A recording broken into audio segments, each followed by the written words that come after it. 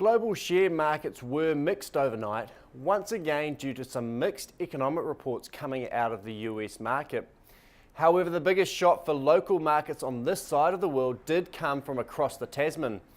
Australian inflation figures were much weaker than expected, with the consumer price index coming out at a 0.5% increase over the past quarter. The numbers were pretty soft. Apart from a couple of government-related increases, price increases across the board were fairly muted.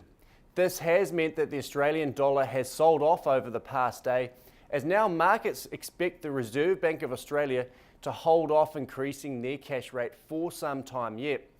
The Kiwi is currently trading at about 72.8 against the US, but has strengthened against the Australian dollar over the past day. French dairy product company Danone has recently reported an increase in net income of 10% through the first half of 2010. Danone have a core strategy of focusing on Asia and other developing markets for their future growth. This is another example of global corporates focusing on Asia down the track.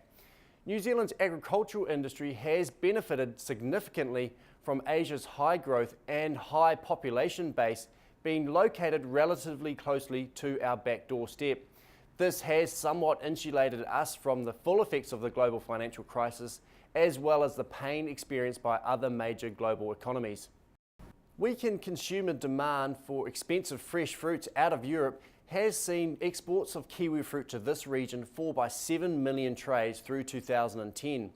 Despite this, kiwi fruit exports have risen to over 100 million trays for the past season. Exports to China and Hong Kong have increased by 33% over the past year alone. Given the fact that China and other Asian nations are likely to continue to grow, and Europe is now starting to pull itself out of the depths of recession, we are predicting that kiwi fruit prices should remain fairly stable over the next 12 months.